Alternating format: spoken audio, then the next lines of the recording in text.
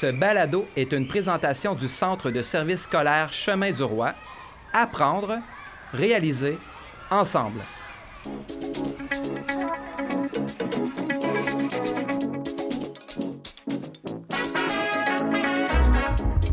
Bienvenue à Après la cloche, le balado conçu pour accompagner les enseignants dans leur parcours professionnel, avec une attention toute particulière pour ceux en début de carrière. Notre mission, vous offrir des outils pour grandir, nourrir votre bien-être et renforcer votre sentiment d'appartenance à la communauté enseignante. Ici, nous partageons des histoires inspirantes d'enseignants et d'experts qui, à chaque jour, contribuent à créer un milieu scolaire humain, inclusif et bienveillant.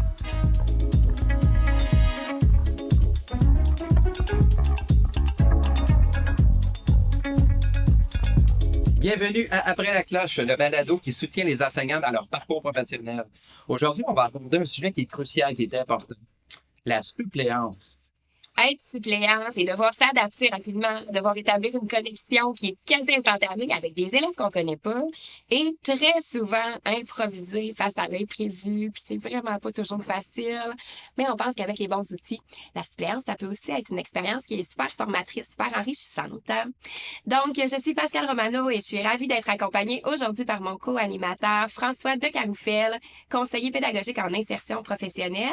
François, merci d'être avec nous pour nous parler de ce sujet-là qui est super important parce que c'est souvent le premier contact que vont avoir les futurs enseignants avec le terrain.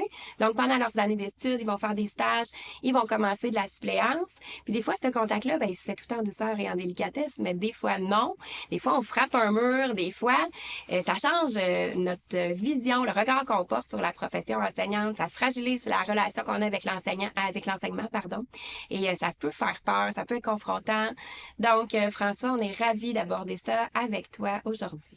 Merci Pascal, je suis ravi d'être là aussi. Effectivement, la suppléance, là, ça peut parfois donner des petits vertiges. Ça paraît simple à première vue. Là. La suppléance, ça demande une grande capacité d'adaptation et de flexibilité.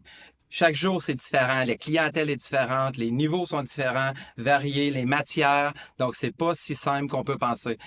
Pour enrichir notre discussion aujourd'hui, on accueille deux invités extraordinaires que j'aime beaucoup. Donc, Maude Langis-Dionne, qui est enseignante au primaire, qui est dans sa première année de carrière. On soulignait tout à l'heure qu'on pourrait presque lui offrir un gâteau pour ses 1 an aujourd'hui. Et qui fait régulièrement de la suppléance et que j'ai la chance de mentorer depuis près d'1 an. Donc, bonjour Maude, merci d'être là. Est-ce que tu peux nous parler de toi? Oui, certainement. Comme tu l'as mentionné, j'ai terminé mon bac, ça fait 1 an déjà. J'ai eu un contrat directement sortant de l'université en janvier jusqu'en juin en 2e année. Cette année, je suis à contrat aussi dans 2 écoles, donc j'enseigne en 4e et 5e année. J'ai une classe de team teaching aussi à mon autre école. Et entre-temps, dans mon bac, là, j'ai fait aussi beaucoup de suppléance dans mes écoles de stage et autres écoles. Et dans ton contrat cette année aussi, tu as exactement. La suppléance. Super bon. Et Maude Cossette, maintenant, qui est une mentor au secondaire, qui est très expérimentée, qui accompagne notamment des enseignants suppléants au secondaire à l'école Les Estacades de Trois-Rivières. Bonjour Maude, on est ravis de t'avoir avec nous. Est-ce que tu peux nous dire quelques mots sur toi? Je suis vraiment contente d'être là aussi. Ça me fait vraiment plaisir de venir vous parler de suppléance parce que moi, j'ai quand même plusieurs années d'expérience. Je calculais ça en m'en venant, puis ça fait presque 17 ans que j'ai fini mon bac. Mais la suppléance, ça a été l'essentiel de ma carrière pendant au moins les 10 premières années de ma carrière en enseignement. Fait que j'en ai fait de la suppléance, j'en ai fait plusieurs dans toutes les matières, à tous les niveaux. J'en ai même fait au primaire pour me rendre compte que j'étais vraiment une prof du secondaire parce que vous avez tout mon respect au primaire.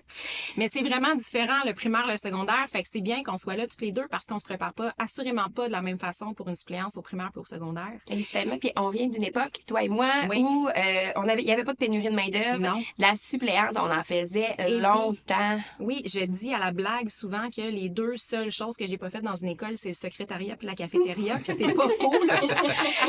J'en ai fait énormément, fait que j'ai beaucoup d'empathie pour les profs qui arrivent comme ça, puis qui font de la suppléance, qui se retrouvent avec des gros contrats. Tu sais, le contrat que tu as cette année, c'est pas léger, là. Tu sais, nous autres, on avait une période ici et là, on avait le temps de se remettre de nos suppléances. Là, votre réalité est différente, mais faut avoir quand même cette être capable de rebondir rapidement, tu sais, quand on fait de la suppléance aussi. Fait que... Exactement. Donc, Merci beaucoup. Donc, c'est l'heure de plonger dans le vif du sujet. Comment on se prépare à de la suppléance? Comment on gère les imprévus tout au long de la journée? Puis comment on apprend de ces expériences? Parce qu'on le sait, il va y avoir des erreurs, il va y avoir des journées difficiles. Comment on sort grandi de ça et plus outillé?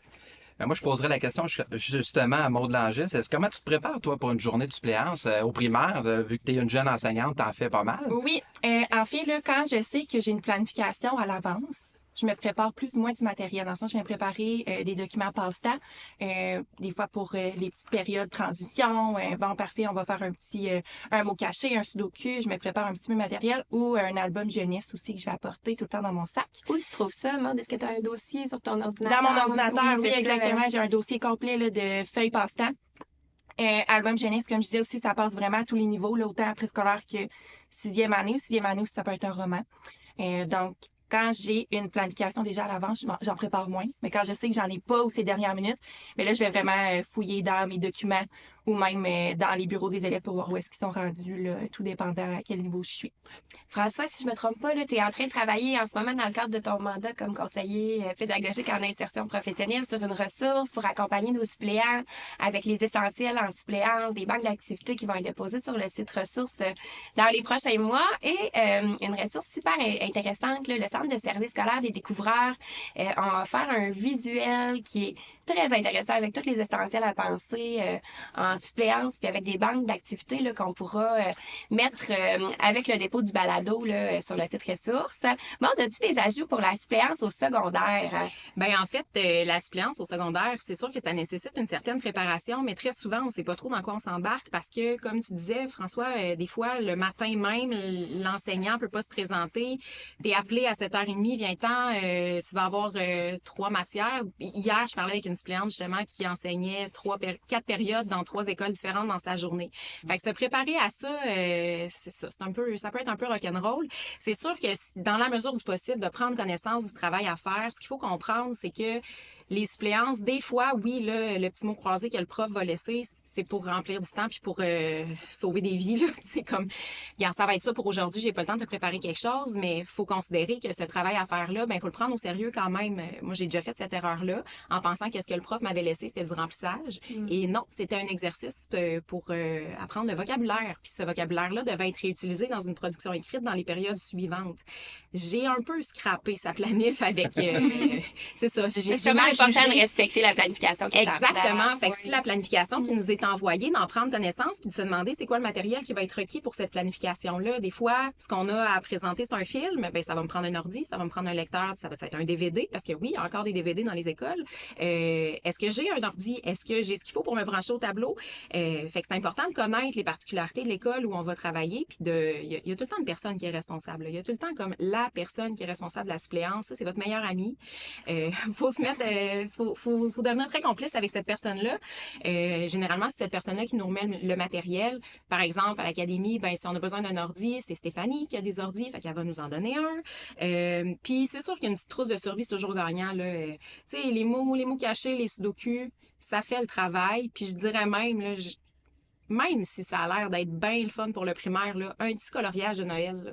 Un petit coloriage au secondaire. Même au secondaire, Ils aiment vraiment ça. Sérieusement, quand on les ramène en enfance, ils aiment vraiment ça. Moi, je garde des autocollants dans mon sac, là, puis quand on leur met des autocollants, et voilà, on a leur collaboration. Tu sais, on les ramène en enfance, puis on les a de notre bord. Fait que c'est différent, mais pas tant que ça. Il y a des principes de base qui s'appliquent aussi. Très intéressant. Fait qu'on arrive le matin de notre suppléance, finalement, puis là, je comprends qu'on a bien des affaires à faire. Fait que Maude, combien de temps t'arrives à l'avance, toi?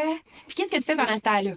Habituellement, j'essaie d'arriver un 30 minutes à l'avance, mais là, des fois, le secrétariat est pas ouvert, là, on attend dans notre auto. Mais dès que j'ai l'occasion d'arriver d'avance, je le fais parce que ça nous permet, justement, d'aller au secrétariat, aller s'informer, ma classe est où? Ça nous permet de voir aussi les lieux, un petit peu l'école si on la connaît pas. Ensuite de ça, ça me permet de voir, lire ma planification qui est sur le bureau, super important. De voir la classe aussi. Je regarde la classe souvent, je vais m'inspirer, voir des projets d'art qu'ils ont fait. Ça va me permettre d'avoir un contact avec eux directement. Et je vais voir mes voisines de classe, voisins et voisines de classe pour me présenter, dire, bon, je suis en suppléance. Puis souvent, ils sont super ouverts, super accueillants, puis ils vont nous aider. Puis il faut pas avoir peur d'aller les voir parce que c'est une ressource vraiment importante. C'est vraiment important ce que tu dis, Maude. Puis c'est vrai que comme enseignante expérimentée, je veux savoir s'il y a une suppléante dans la classe d'à côté parce que c'est sûr que je vais aller faire mes petits tours, je vais aller m'assurer qu'elle est correcte, qu'elle n'a pas de bug d'ordinateur, que puis s'il y a un élève, tu sais, au primaire, on a le réflexe des fois de faire ça. S'il y a un élève qui dérange, je l'apporte, j'amène dans la classe avec moi, souvent, juste de plus être avec son niveau, ça les replace. Puis, fait qu'on veut vraiment s'assurer d'aller aider. Fait que se présenter aux collègues d'à côté, c'est un essentiel. Bravo. Puis, dans le cas où il n'y a pas de planif, ben là, il faut ouvrir les bureaux des élèves. Il faut avoir assez de temps, là, finalement, pour se construire une planification. Fait on ouvre les bureaux, on regarde qu'est-ce qui a été fait. Souvent, là, les cahiers sont faits un peu de la même façon. Quand il y a des cahiers, ben, on a une petite section où il y a un apprentissage. Ensuite, il y a des exerciceurs. Si on voit que l'apprentissage a été fait puis on est rendu aux exerciceurs, ben, on peut se dire, on avance 1 ou 2 pages. Pas 7, mais 1 ou 2 assurément, de différentes matières. Puis, ben, là, c'est là que le dossier, finalement, puis les activités sont importantes. On se laisse du temps pour faire des photocopies avant le cours. Hein. Une chose aussi qu'il faut penser, c'est de vérifier s'il y a un menu du jour. Au primaire, on l'appelle comme ça. Un horaire de la journée. Les élèves sont vraiment souvent habitués de rentrer, de voir leur enseignante, de regarder l'horaire du jour. Alors, c'est sûr que s'ils rentrent, il y a une suppléante et qu'il n'y a pas d'horaire, les élèves vont réagir à ça. Mais qu'est-ce qu'on fait aujourd'hui? Et là, on risque d'être obligé de faire de la gestion de classe avant même d'avoir eu le temps de créer notre lien qui est positif avec les élèves, de les saluer. Alors, super important. Donc, passer voir les collègues et s'assurer qu'on sait comment appeler le TES. Parce que ça, c'est quelque chose qu'il faut faire absolument avant le début du cours. On le sait, ça arrive souvent que ça nous prend du renfort dans notre classe, puis c'est pas le moment de chercher quand l'élève est désorganisé comment appeler du renfort, il faut le savoir avant. Justement, tu parlais du lien, Pascal, là, en suppléance, c'est très rapide, hein? Comment vous faites, les filles, pour créer le lien en début de journée ou au primaire ou en début de cours au secondaire? Parce que en gestion de classe, là, c'est primordial, le lien qu'on a avec les élèves. Oui, bien souvent, là, dès que la cloche sonne, moi, je suis dans le cadre de porte. Donc, je leur dis bonjour à chacun, je leur demande comment ça va. Souvent, je vais parler de mon chien aussi, c'est vraiment banal, là. Mais là, ils se sentent super concernés. Ah, moi aussi, j'ai un chien à la maison. Puis là, c'est un sujet super banal, mais pour eux, des fois, ils peuvent faire le lien avec nous. Ah, mais moi aussi, j'ai un chien. Ah, moi aussi, à la maison, ça se passe comme ça. Puis, faut comme faire un spectacle quand on est en suppléance. Il faut leur montrer qu'on est là, qu'on est content d'être avec eux aussi, même si des fois, on est à la dernière minute, on est sur le rush, là. Mais il faut leur montrer qu'on est content, puis mais tout en étant ferme aussi avec eux, montrer nos limites. Mais c'est sur l'entrée du matin, là, vraiment. Prendre le temps de les saluer, c'est super important. Oui. Faut avoir un impact au départ. Hein. Tu sais, je parlais de l'humour tantôt. Moi, Exactement. C'était mon moyen. Tout de suite, en partant la journée, là, je commençais avec des petites blagues.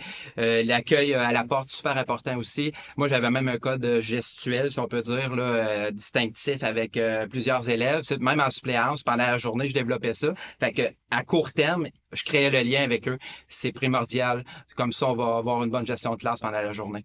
Mais c'est tout à fait, tout ça, ça s'applique aussi au secondaire. Tu sais, les enfants, là, parce que même au secondaire, c'est encore des enfants, c'est des petites bébites relationnelles. Tu sais, ils ont besoin d'entrer en relation. Fait qu'un salut sincère, un contact visuel sincère, puis un vrai « comment ça va ce matin ?» ou un t'as pas l'air affilé ce matin. Mais un vrai, quelque chose de sincère, ça fait toute la différence. Puis ce petit 5-10 minutes-là qu'on perd en début de période pour entrer en relation avec les élèves, on le gagne tellement en gestion de classe. Il faut savoir comment perdre son temps pour en gagner, puis ça, ben c'est rentable, vraiment. Oui, il faut prendre le temps aussi en début de journée, au secondaire, en début de période, pour mettre nos règles aussi assez claires, pour qu'ils connaissent nos attentes comme enseignants, pour pas que ça déborde, puis jusqu'où ils peuvent aller avec nous, puis mettre nos limites claires. C'est super important. Pour ce qui est du reste de la journée, là, on a fait notre accueil, on est arrivé d'avance. Maude, Langis, c'est quoi les approches que tu vas privilégier? C'est quoi les essentiels que tu penses qu'il faut mettre en place pour une gestion de classe qui réussit pour que tout le monde passe une belle journée? En début de journée, souvent, je vais regarder, là, souvent, les règles de la classe sont affichées, là. Donc, on les regarde ensemble, on se fait un rappel, puis je leur mentionne que moi, je suis cohérente avec ces règles de classe. Ensuite, quand ils sont au travail, ben c'est vraiment la proximité. Circuler, c'est là qu'on voit qui fait le travail, qui ne fait pas le travail. Des fois, il y Il y a des cocos aussi qui vont souvent nous demander de sortir. Fait que là, on fait attention à ça pour pas les envoyer tous en même temps. On par exemple, envoie aux un toilettes. élève à la Un élève à la fois, fois. un essentiel. Puis c'est aussi de vérifier le travail qui est fait. Parce que moi, souvent, je vais regarder un élève qui a, on va dire, botché son travail, mais je vais garder son cahier, puis l'enseignante va le voir le lendemain. Là. Fait que souvent, les travaux qui sont moins bien appliqués, ben je vais les garder puis les laisser à l'enseignante. Ils savent que l'enseignante va voir ce qui a été fait pendant son absence. Là. C'est important de connaître le système de l'école aussi. Parfois, tu sais, il y a des écoles qui vont avoir des petites cartes de sortie, des trucs comme ça. Donc, il faut respecter ça. Il faut s'informer au départ, comme je crois que c'est le mot qui disait ça tantôt. Ben effectivement, tu sais, la gestion du code de vie au secondaire, c'est crucial. Tu sais, il y a des éléments qui sont vraiment importants à gérer. Au secondaire, là, la gestion des cellulaires, là, on n'y est pas avec ça. Là. C'est vraiment important. Chaque école le gère peut-être d'une façon un petit peu différente, mais essentiellement, les cellulaires au secondaire, c'est non. Ça veut dire qu'on peut pas tolérer que les élèves aient leur cellulaire, encore moins qu'ils utilisent leur cellulaire pendant les périodes, même si on est en suppléance, même si on a vraiment le goût qu'ils nous trouvent gentils, même si on n'a pas envie d'être en confrontation. C'est super facile de dire « Hey, la gang, je suis désolée, là, c'est la loi. J'ai pas le choix. Vous allez devoir mettre vos cellulaires à l'endroit qui est prévu pour ça, tu sais. La circulation dans l'école aussi, ça peut être problématique. Ils sont ratoureux au secondaire, là. Fait que des fois, quand on n'a pas de travail pour la période, on se dit, ben, va chercher tes affaires de maths dans ta case. T'as peu. Comment on a le droit de circuler dans l'école? Ça prend-tu un carton de circulation? Combien? Puis là, combien de temps c'est supposé te prendre pour te rendre dans ton casier? 5 minutes ou 25 minutes? Tu sais, des fois, ils partent puis on les voit plus jamais. Fait que ça, c'est une autre affaire. Puis, si jamais ça se passe pas bien, est-ce que je peux expulser un élève? En général, la réponse est oui. Et de quelle façon je dois le faire? À quel endroit je l'envoie? Ça, c'est des procédures. Il faut s'informer de ces procédures-là le matin avant de commencer notre journée. Les absences, la gestion des absences au secondaire, c'est vraiment important parce que des fois, puis là, j'aime pas ça dire ça, là, parce qu'ils ont l'air bien malcommodes, mais des fois, ils voient que c'est un suppléant, puis soudainement, ils disparaissent. On les voit plus. Fait que quand on prend les présences, on a une responsabilité légale de savoir à quel endroit se trouvent nos élèves à chaque moment, mais de quelle façon on transmet ces présences-là aux surveillants qui doivent aviser les parents que leur enfant, qui devrait être en classe en ce moment, n'est pas en classe en ce moment.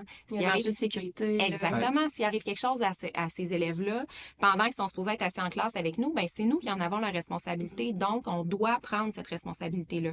D'une école à l'autre, ça se peut que les procédures varient. Fait que ça, c'est le genre d'affaires qu'il faut vraiment penser, là, puis faut vraiment y réfléchir avant que la journée commence. C'est vraiment donc le travail qu'il faut faire en amont. Absolument.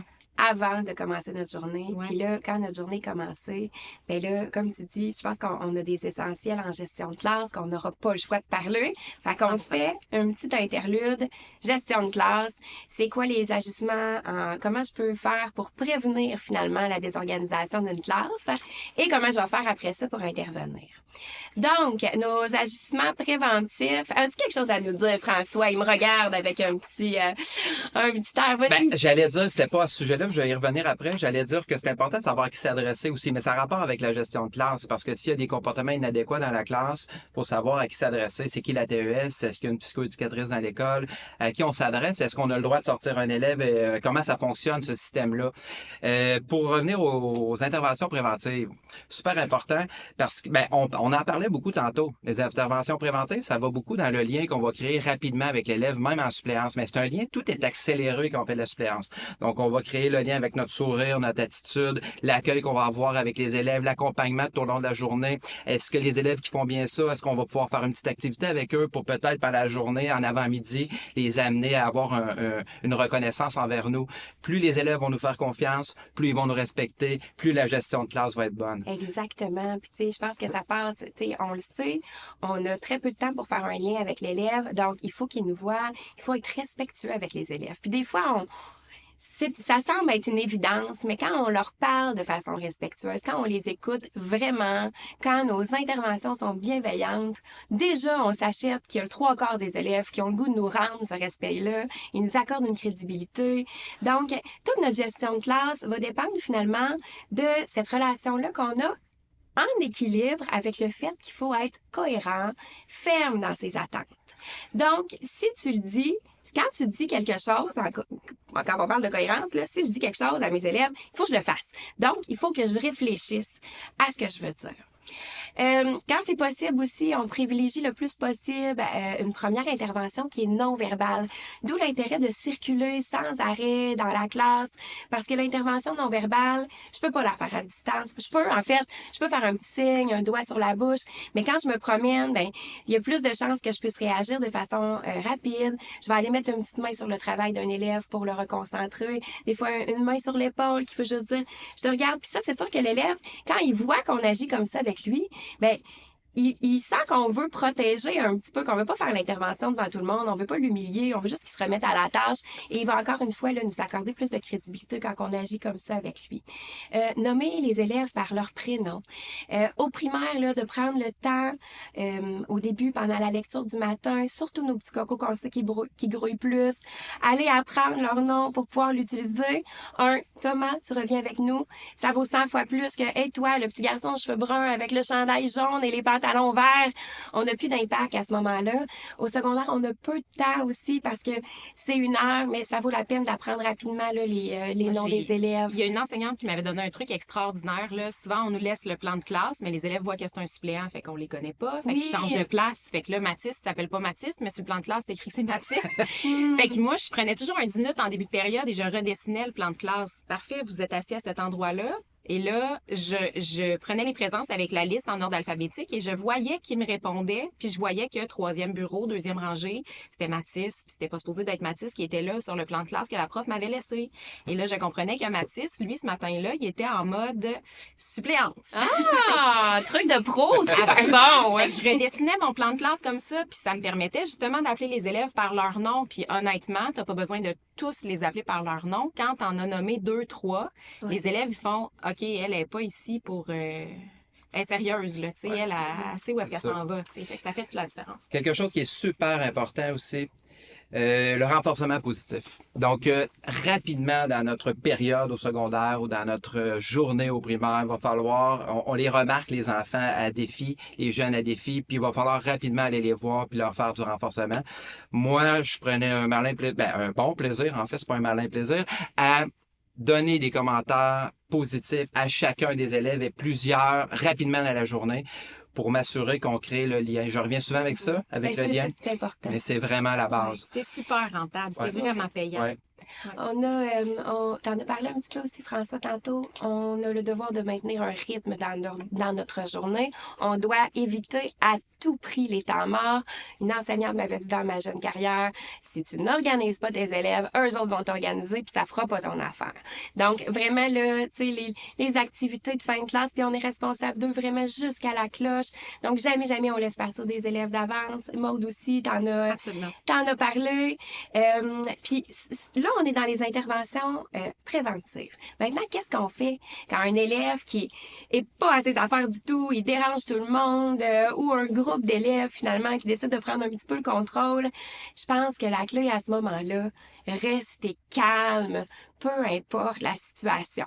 Notre crédibilité va dépendre beaucoup de ça. Je pense qu'on a tous déjà vu des enseignants qui montent en colère ou qui montent en émotion à ce moment-là. C'est pas bon pour la crédibilité qu'on a envers les élèves, ni envers le reste du personnel, ni en même les parents, je dirais. Alors, avoir une bonne autorégulation, là, c'est vraiment un essentiel. Bon, tu m'as raconté une histoire l'autre fois. Vas-y, partage-nous ça, s'il te plaît. J'ai remplacé au préscolaire 4 ans.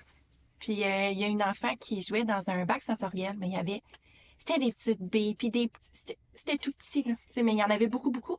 Elle a décidé de renverser le bac sensoriel. Puis moi, pendant ce temps-là, je sais pas que c'est la directrice qui est dans ma classe. Moi, je pense que c'est la TES. Je fais mon intervention, je vais la voir. Non, parfait, on va ramasser, on prend un balai. La petite ne voulait pas ramasser son dégât. Fait que je me penche à sa hauteur parce que quand ils sont petits, leur parler de haut, c'est pas... Toujours se pencher, effectivement. Pas une bonne idée. Un autre universel. À leur hauteur. Mais là, la jeune de 4 ans me crache au visage. Là, il a fallu que je me parle puis je prenne 2 minutes parce que je sais pas qu'est-ce que j'aurais fait. Elle bouillait dans le dedans, là. J'étais rouge tomate puis j'ai figé. Je savais pas quoi faire. Puis là, la directrice qui était dans la classe m'est venue en aide, mais à ce moment-là, moi, je savais pas que c'était la directrice. Là, j'étais en mode... J'ai vraiment survie, puis j'étais fâchée à l'intérieur de moi, puis il a fallu tout de suite que je me calme puis que je me parle parce que... Tu as retenu ton intervention parce qu'elle totalement. aurait pas été bonne. Non, Tu sais. pas du Fait tout. qu'il vaut mieux prendre le temps de se calmer puis de faire une intervention qui est intelligente, quitte à dire je te reviens dans quelques minutes, je te demande d'être calme en attendant, d'aller dans un petit coin de notre classe, on sort pas de notre classe, on reste dans notre classe, mais on prend le temps de réfléchir à notre intervention puis que ça redescende. Merci pour ta vulnérabilité.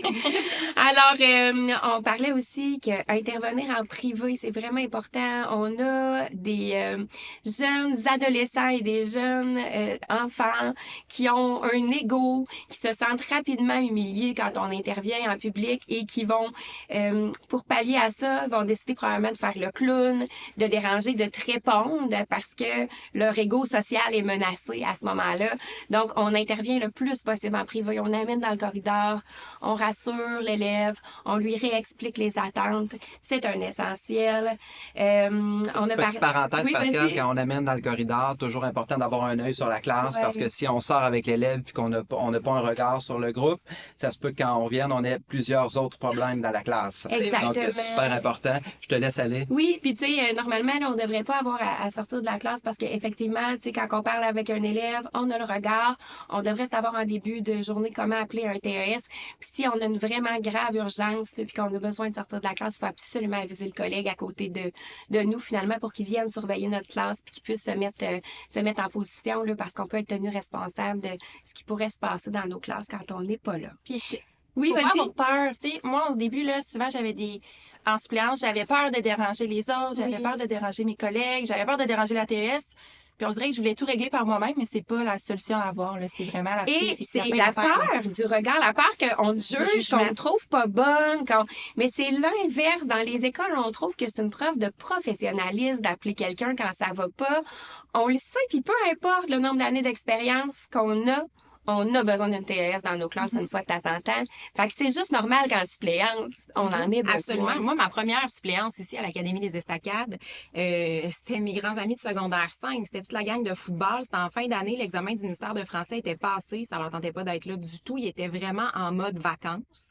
Et il a fallu que le surveillant vienne dans ma classe. Puis il a fallu que d'autres personnes viennent dans ma classe. La dernière personne qui est débarquée, c'est le directeur. Fait que moi, je me suis dit, c'est terminé. Je travaillerai plus jamais ici.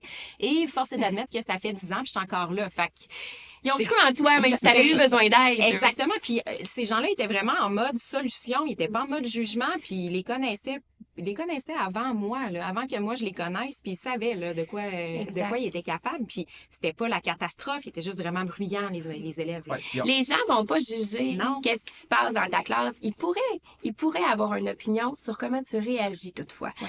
Fait que d'où l'intérêt de garder son calme, d'appeler du renfort. Puis je me suis déjà fait dire, tu sais, moi j'avais trouvé que c'était une suppléance catastrophique, là. Les enfants montaient dans les rideaux puis tout ça. Puis je me suis fait dire, t'es la meilleure suppléante qu'on a jamais C'est vue de fou, toute hein? notre vie. T'es restée calme, t'es as ramenés un après l'autre, t'as appelé de l'aide. Fait que moi qui avais l'impression d'avoir mené une catastrophe, ben finalement, c'était juste du positif. Puis faut pas faut garder en tête en fait que les comportements des enfants là, ça s'adresse pas à nous, les gestes, les paroles. Tu sais, on est en suppléance, ils nous connaissent pas là. Donc c'est eux ont quelque chose qu'ils vivent. Puis ça s'adresse pas à nous. Fait qu'il faut passer à côté de ça, faut rester calme, patient. Puis il faut les ramener, comme Pascal dit, un à un, parce que parfois, c'est pas juste un ou deux élèves, là, c'est plusieurs élèves. Fait qu'il faut vraiment être calme, c'est la clé. Bon, avais-tu des points à ajouter pour des interventions en cours de journée? Ben, Au secondaire, Ouais, particulièrement. en fait, il faut avoir une attitude qui est flexible mais cadrante. Moi, je me le visualise comme ça. Plus les élèves révolutionnent haut, plus nous, on doit révolutionner bas. Fait que plus les élèves sont intenses, plus on doit être calme. On doit se rappeler que c'est nous l'adulte. Puis ça, des fois, c'est difficile parce que nous autres aussi, on a un ego. Nous autres aussi, on a des émotions. Nous autres aussi, on est confrontés par certaines affaires. Nous autres aussi, on vit des choses à l'extérieur de l'école. Puis peut-être que ce matin-là, c'était pas le meilleur matin de notre vie, puis qu'on est peut-être pas super calme puis disponible. Puis mais c'est des choses qui se disent, c'est des humains. Puis de dire, hey, la gang aujourd'hui, là, on va prendre une petite seconde pour se ramener là, parce que ça se passe pas bien, tu sais. Puis de jamais lever le ton, c'est la pire idée, tu sais. Lever le ton, les élèves vont juste, c'est comme jeter de l'huile sur le feu. Fait que ça rend rarement, jamais service en fait. Moi, j'aurais une dernière petite question. Comment on termine ça, une période de suppléance avec un groupe ou une journée de suppléance? Y a-t-il une manière, les dernières minutes de la période, on a-tu des trucs? Ben, au primaire, surtout, là, souvent, ça va être un petit jeu pour éviter, comme tu disais au début, là, qu'ils se ramassent tous sur le bord de la porte. Fait qu'ils restent à leur place, ou des fois, ça va être moi, souvent, je fais un 5 ou 10 minutes de lecture en fin de journée. Ils sont plus calmes. Puis quand ils sont partis, ben là, c'est vraiment de ranger la classe comme elle était quand on est arrivé, éteindre l'ordi, éteindre le tableau, ranger la classe parce que ça m'est arrivé de me faire remplacer. Puis quand tu reviens puis ta classe c'est le bordel, Ça commence mal ça la commence journée. mal la journée. Ouais. Fait que vraiment de rendre la classe comme elle était au début, là, c'est la clé, je pense, en suppléance, en fin de journée. Puis au secondaire, il y a plein d'informations qui sont importantes à transmettre à l'enseignant aussi. Tu sais, moi, quand je me fais remplacer, je suis bien contente de savoir que tel élève a fait telle chose, qu'il s'est passé tel... Puis les protocoles pour transmettre ces informations-là d'une école à l'autre sont pas toujours les mêmes, mais le courriel, c'est assez universel. Tu sais, envoyer un courriel au prof en disant « Bonjour, je t'ai remplacé, ça s'est vraiment bien passé. Maxime m'a pas remis sa copie, je pense qu'il est parti avec. » Ou les élèves ont pas beaucoup avancé dans le travail. Moi, j'aime ça le savoir. Puis le courriel, c'est vraiment... c'est assez universel, ça fonctionne vraiment bien. Puis qui était là, qui était absent, parce que si les informations n'ont pas été transmises aux surveillants, ben moi, je dois les consigner quelque part. Fait que cette transmission d'informations-là est cruciale. Merci. Tu sais, on comprend finalement, on a nos essentiels pour passer une belle journée. Malgré ça, il y a des journées qui vont être difficiles. On le sait, faire de la suppléance et être testé sans arrêt sur notre gestion de classe. Il y a certains élèves qui ont un seul chef. Fait que c'est sûr que, tu sais, ça risque d'être difficile. On a très peu de temps pour créer notre lien. Puis on sait que la gestion de classe, ça passe par le lien. Faut aussi, tu sais, des fois, là, on retient 75% de notre journée qui a bien été, mais on retient juste le négatif de notre journée. Fait que je pense qu'il faut des fois mettre la loupe aussi sur ce qui s'est bien passé, normaliser qu'on va avoir commis des erreurs. Puis on commet tous des erreurs en enseignement. On est 4 ici, on en a tous commis plein. C'est normal. Comme suppléant, en plus, la charge mentale, elle est énorme. Les erreurs sont normales. On doit apprendre d'elles puis revenir un petit peu plus outillé. Dis-moi, Maude, comment t'aides les enseignants suppléants à voir leur journée pas comme des échecs, mais plutôt comme des belles occasions d'apprentissage? Ben Comme premièrement, mentor, là, oui. dans une suppléance, si l'élève qui voulait apprendre a pu apprendre, ben c'est déjà une belle victoire. Déjà là, est-ce que tout a été fait? Peut-être pas. Est-ce que c'était parfait? Sûrement pas.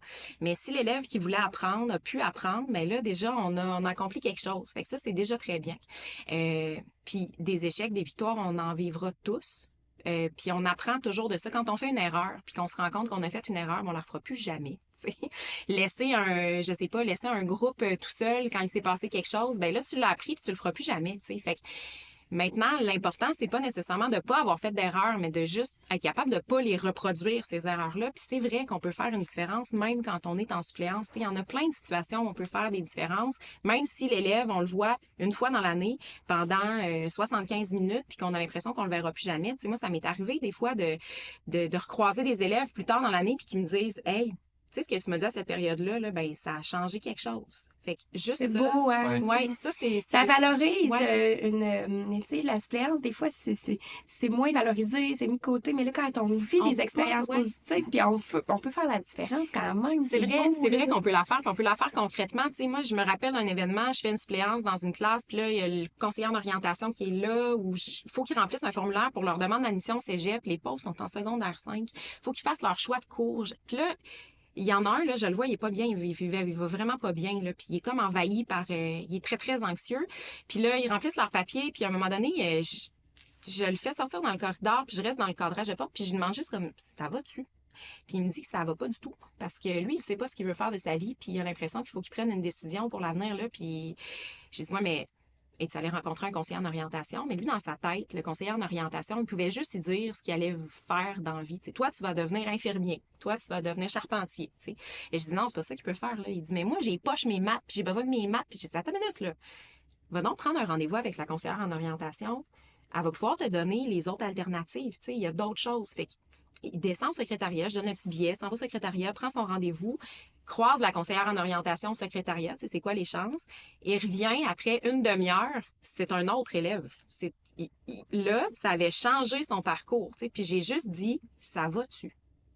Puis l'ai juste dirigé vers le bon endroit, tu sais, puis ça, c'était pas écrit sur ma feuille de travail à faire dans la journée, mais j'ai juste été attentive, puis je me suis juste souvenue qu'on travaillait avec des humains, puis que lui vivait quelque chose cette journée-là.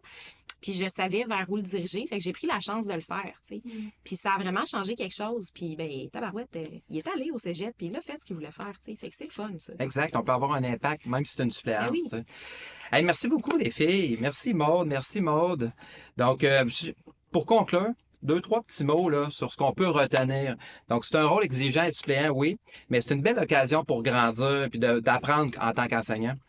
C'est normal de faire des erreurs, puis ça, faut pas, faut vivre avec ça.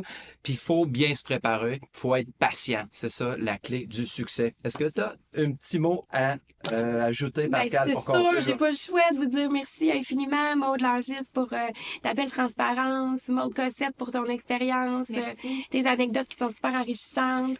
Merci aussi à François pour ta précieuse contribution. C'est un privilège d'animer ce balado-là avec toi et à vous, chers auditeurs. Merci de nous avoir écoutés.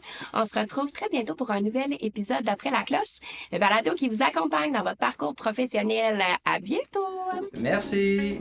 Merci beaucoup!